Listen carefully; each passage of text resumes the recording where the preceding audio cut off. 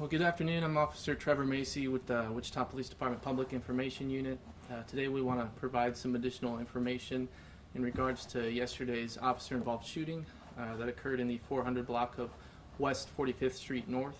With me today is the commander of our Persons Crimes Bureau, Captain Jason Stevens. I'll turn it over to him to give some information. Thank you, Trevor. As he said, I'm Captain Jason Stevens from the Wichita Police Department Crimes Against Persons Bureau. And I'm going to talk about the officer-involved shooting incident that was documented under case number 22C048743. This incident occurred yesterday, Sunday, August 7, 2022, where Wichita police officers were dispatched to a domestic disturbance originally.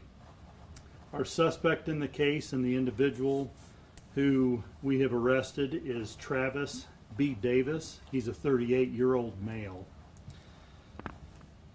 At approximately 6:12 a.m., Wichita police officers were dispatched to the 4800 block of North Seneca to a domestic disturbance, and that was documented under case number 22C048683.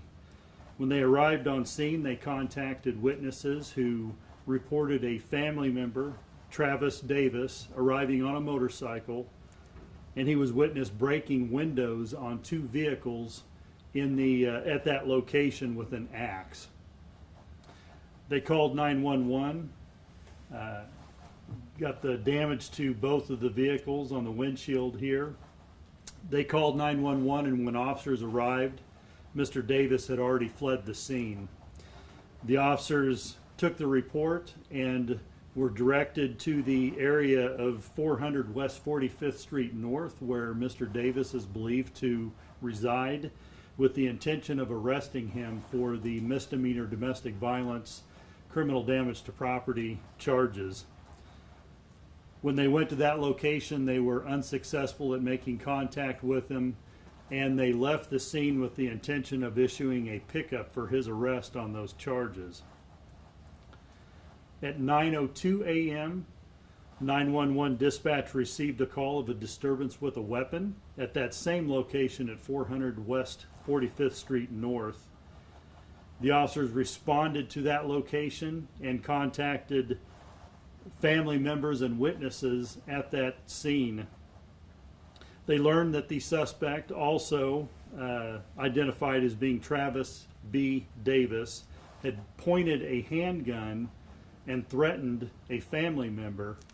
He then went outside, and they heard what they believed were gunshots, and he again damaged two additional vehicles in the driveway of that location with an axe, and in this photograph, as you can see, actually left the item behind after breaking the vehicle window. Wichita police officers arrived and quickly learned that Mr. Davis had barricaded himself in a shed or an outbuilding in the backyard. This is a nighttime photograph taken by our lab investigators, but at that time at 9 a.m. it was daylight conditions. But as you can see, there is a walk-in door, and directly next to it is an overhead garage door. While barricaded inside of the shed, they made numerous attempts to establish contact with him and to get him to surrender himself and submit himself to the arrest. They were unsuccessful. They attempted to establish telephone contact with him, as well as using a loudspeaker from a patrol car vehicle, both of which had no successful results. At one point, the officers witnessed him in the open walk-in garage door holding a handgun. At that time, they notified the Wichita Police Department negotiators at approximately 9:55 a.m. and requested their response to the scene so that they could use their expertise to further negotiations to get Mr. Davis to submit to arrest. The first negotiators arrived on scene at 10:28 that morning. During this time, Mr. Davis did not comply with any requests or demands to surrender himself, and in fact could be heard making verbal threats to the officers, shouting erratically, and beating on doors and walls inside the shed. The SWAT team, the Special Weapons and Tactics team, was requested at 11:53 a.m. and the first SWAT officer arrived at 11:58, and additional SWAT team members continued to arrive until the entire contingent of SWAT officers were on scene and properly prepared and briefed. During the time that they were arriving on scene, as I mentioned, Mr. Davis continued his erratic behavior and presented himself at the open door. Another time, one of the patrol officers that was still in what we would term the inner perimeter made the decision to deploy a less than lethal tactic and fired one beanbag round from a 12-gauge shotgun with the hopes that that would allow the officers to safely move in and effect the arrest. At the same time, plans were being made to deploy a patrol dog for the same purpose. Both of those techniques failed, and the suspect retreated back into the outbuilding. SWAT then took over the inner perimeter and continued to make several attempts to establish contact and to get the suspect, Mr. Davis, to submit to arrest. At this point, as I mentioned earlier, they had felony aggravated assault charges as well as other criminal damage to property charges. He continued to bang on the walls, shout, and was making verbal threats to them as well. Then at one point, he presented himself at the open garage door, and the SWAT officers were able to again see that he was holding a handgun in his hand. I believe we have a photograph from the Axon. You have a phone right outside your front door, so you can grab that. Did you get that from? He comes all the way out. You have a gun. He's on the other side of the line.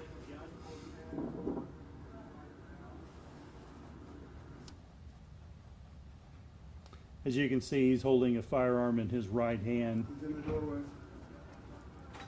The phone's right there in front of you, in front of the sign, Travis.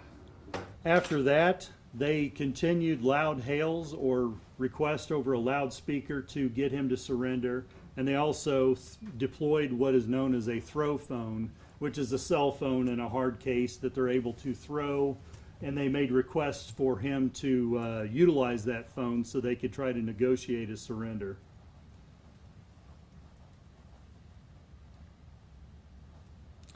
Now, I guess before you play any further, I'll mention not long after that, starting at 2:07 yesterday afternoon, they began to hear gunshots coming from inside the garage.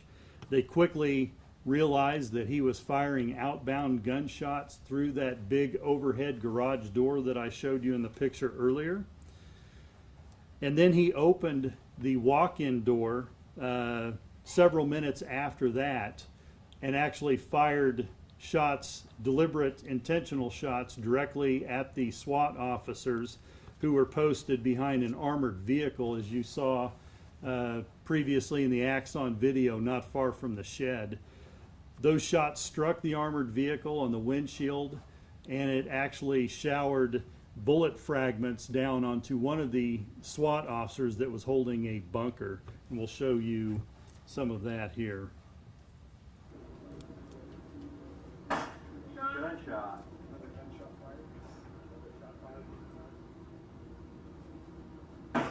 Shot up the middle. Shot. Shot. Shot.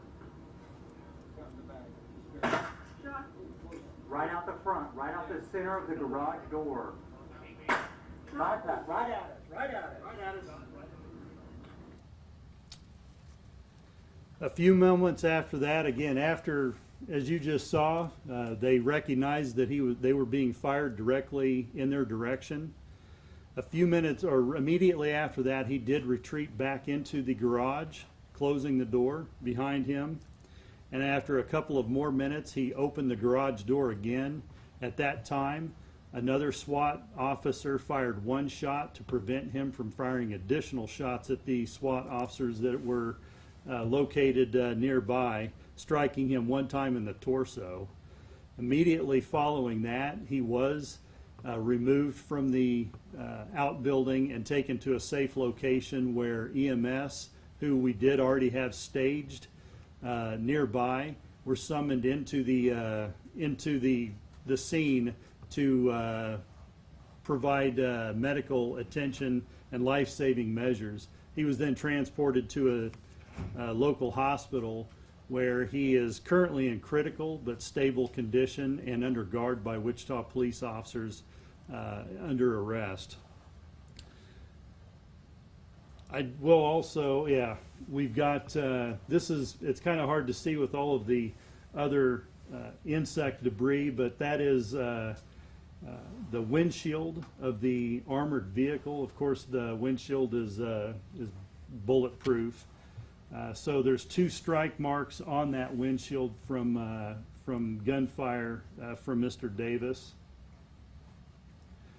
Here is the overhead garage, and we were able to find 5, as you can see indicated by the red arrows, points of gunfire where he fired outbound from the garage through that door.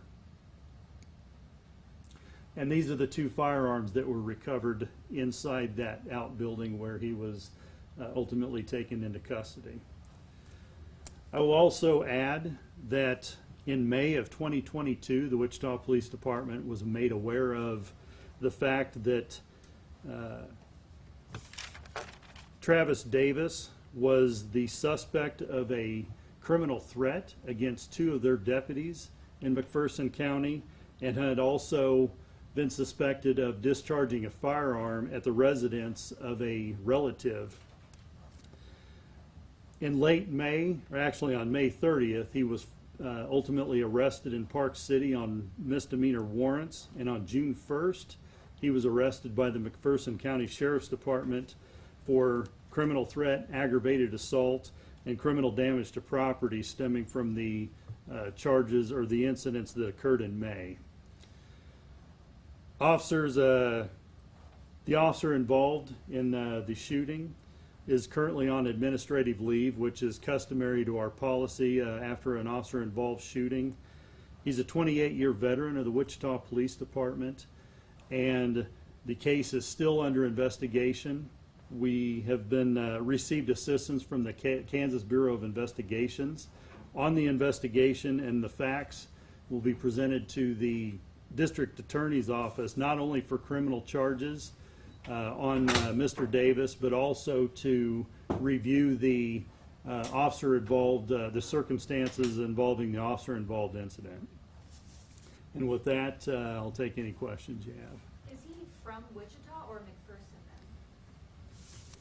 You know, I didn't check into that. I know that he has relatives here in Wichita, so I think he does have ties here. I don't know if he's a permanent resident of Wichita or not.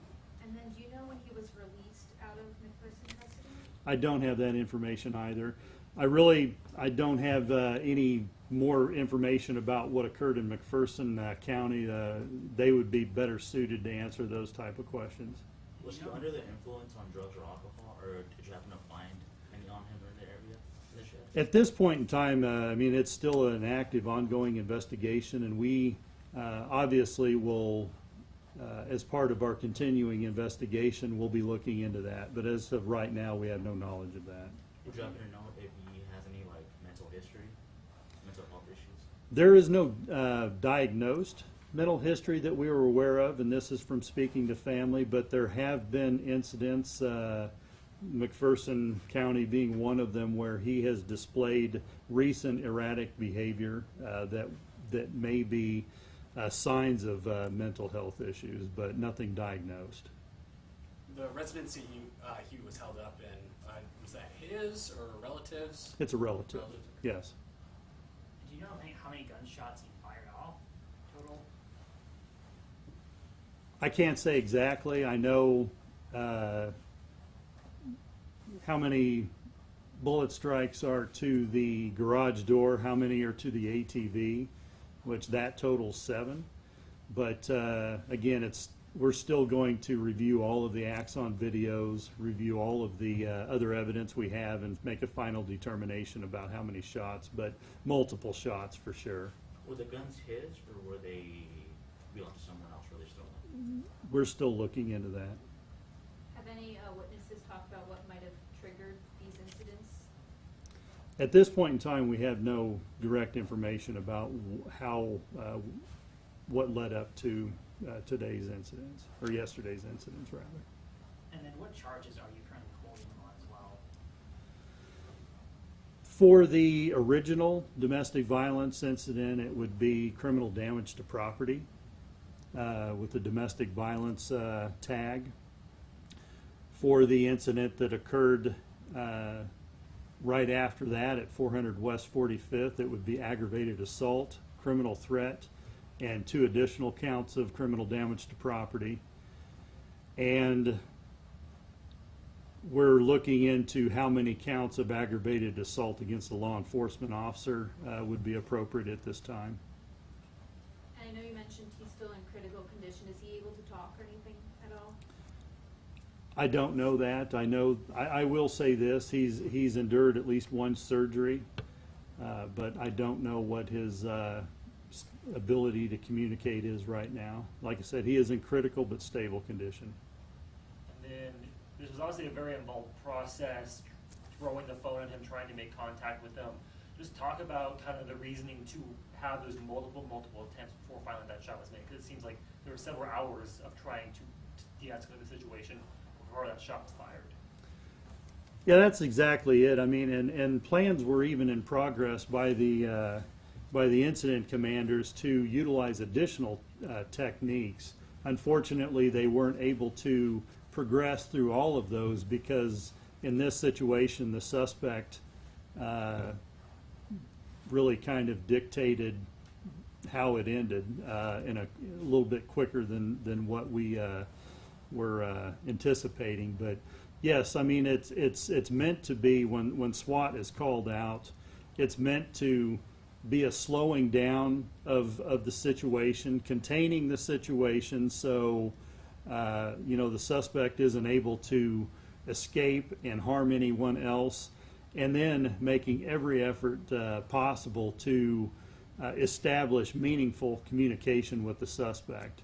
As we've talked about in previous cases, they can deploy robots, they can deploy other cameras that can be thrown in, they can use loudspeakers, they can use all kinds of other technologies. But unfortunately in this case, it rapidly accelerated before they were able to progress through all of those. That first video you showed, I think there was one of the officers throwing something. Was that the phone that they were throwing over there? Yes, it was. It was. How close was the officer who fired the shot at him, at Davis, and did he use a gun or a pistol? I mean, a pistol or a rifle? It's still an ongoing investigation. In fact, still need to be presented to the DA's office. I will say it was a rifle, but I'm not going to comment on the distance or the location exactly of where that SWAT officer was for the integrity of their tactics and things like that. Do you plan to release the footage of the shooting itself? At this point in time, the case is going to be presented to the district attorney, and that will be a decision that's not up to me whether or not we release any additional footage. And at the time of the officer had fired the shot at Davis, was Davis seen pointing a gun at the officers?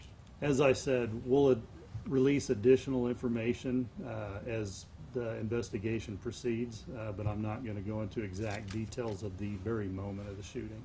What does Wichita Police Department policy say as it relates to discretion of a police officer who is in response to this and when they can or should or it's appropriate for them to take actions such as that shot that was taken? Well, it's a larger issue than just policy. There's Supreme Court case law. Graham versus Connor is one very specific example of when an officer can and should or should not use deadly force. And because there are so many variables that would go into an officer's decision to use deadly force, I don't want to really go into specifics about that, because there's a lot of different cases involve different factors, and all of those factors have to be weighed in a moment, in a very quick moment of time, for not only the officer in the moment, but attorneys and district attorneys, when they make their decisions afterwards, have a lot of time to think and deliberate and go over the facts. So basically, the officer has to make a split-second decision on whether or not either their life is in immediate jeopardy or the life of another's is in immediate jeopardy. And that is, in very layman's terms, the best way of putting it is that officer just has to make that decision based on the totality of all of the circumstances. In a case similar to this, where you have an individual who has fired at officers multiple times already, he has made threats, he has assaulted other family members. All of these things are factors that an officer has to consider leading up to that moment. Have family members continued to cooperate? Yes. When do you plan to release those additional details that you mentioned earlier? I don't know when that time is going to be right now. You don't have a timeline or a basis or anything? No, I don't. Okay. This all stemmed from a domestic violence call. What are some of the difficulties with officers coming into an already heated situation? So maybe SWAT doesn't need to get called, or one of the de-escalation situations that SWAT uses. Yeah, I apologize. What was the question? What are some of the difficulties with domestic violence calls coming forward? Well, again, I mean, you can't categorize domestic violence calls into one, category all the time. There's different variables that come into play. Sometimes you have, suspects that are armed, like this time. Sometimes alcohol or drugs are involved. Sometimes there's mental illness. Domestic violence calls are dangerous in general for officers to respond to. So officers basically, they receive good training in the academy on how to work domestic violence calls, what the dangers and pitfalls of officer safety issues are, decisions on when and how to separate parties when they're both at the scene, or when a suspect, in this case, barricades themselves. So there's so many different variables. It's kind of hard to give a generalized answer, but in summary, I mean, all domestic violence calls should be treated as dangerous, and officers should act accordingly. So, okay, yeah, this is just a summary of everything. So, the initial domestic violence incident involving the criminal damage, that was a felony, is that right? With the amount of damage that was done to the vehicles, do we know that yet? It could be a felony, but I don't know what the estimates of the damage are at this point in time. Yeah, and that's what I just wanted to say. I mean, they were investigating potentially a follow-up to a felony case already. Yeah, well, at the very least, a misdemeanor case for sure. Right. But yeah, I mean, depending upon the damage, it could have been a felony. So then when the officers were there, he knew it was the police, and he actually was shooting at police when they were in uniform, identifying themselves as police officers at least 5 to 7 times. Is that? Yes, over the course of at least 4 to 5 hours, I mean, there were identifications made by the officers by multiple methods that they were the police, asking him to surrender. So yes, it's I have no reason to believe that he would have seen them as anything other than police officers. So he was They were in knowingly- uniform. They were identifying themselves.